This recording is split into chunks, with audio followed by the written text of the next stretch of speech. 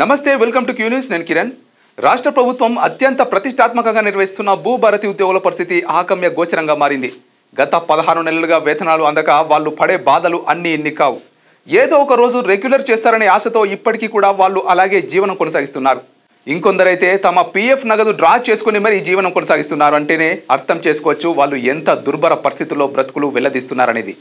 అసలు ఏం జరిగింది తెలుసుకునే ప్రయత్నం చేద్దాం. గత ప్రభుత్వం అట్టహాసంగా మొదలుపెట్టి రాష్ట్ర వ్యాప్తంగా అన్ని రిజిస్ట్రేషన్ కార్యాలయాల్లో ప్రత్యేకంగా ఉద్యోగులను నియమించి వారికి విధులు అప్పగించింది.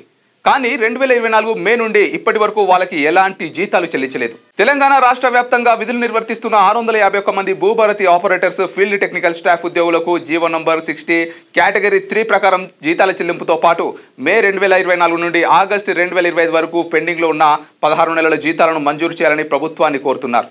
తెలంగాణ రాష్ట్ర వ్యాప్తంగా ఉన్న ఈ 605 మండలాలకు సంబంధించి అన్ని తహసీల్దార్ కార్యాలయాలు, రెవెన్యూ డివిజనల్ కార్యాలయాలు మరియు కలెక్టర్ కార్యాలయాల్లో మొత్తం 651 మంది ఫీల్డ్ టెక్నికల్ స్టాఫ్, బఫర్లు మరియు జిల్లా కోఆర్డినేటర్లు విధులు నిర్వహిస్తున్నారు. గతంలో పారాడిజిఎం ఐటీ ఏజెన్సీతో ఒప్పందం జూలై 2024 ముగిసిన తర్వాత ఆగస్టు 2024 నుండి TGTSకు 651 మంది FTSలను అప్పగించారు. 651 మంది ఫీల్డ్ టెక్నికల్ స్టాఫ్ ఉద్యోగులకి జీవో నంబర్ 60 ప్రకారం కేటగిరీ 3 కింద జీతాలు చెల్లించడమే కాకుండా పెండింగ్లో ఉన్న గత 16 నెలల జీతాలు పెండింగ్లో ఉన్నాయి.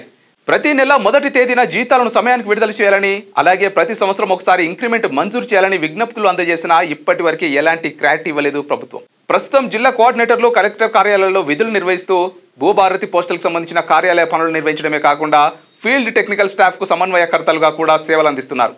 అలాగే బఫర్లు, కలెక్టర్ మరియు రెవెన్యూ డివిజనల్ కార్యాలయాల్లో విధులు నిర్వర్తిస్తూ పోస్టల్ సంబంధిత కార్యక్రమాలను కొనసాగిస్తున్నారు. ఈ నేపథ్యంలో జిల్లా కోఆర్డినేటర్లు మరియు బఫర్ల కీలక పాత్రను గుర్తించి వారికి కూడా జీతాలు ఇవ్వాలని కోరుతున్నారు.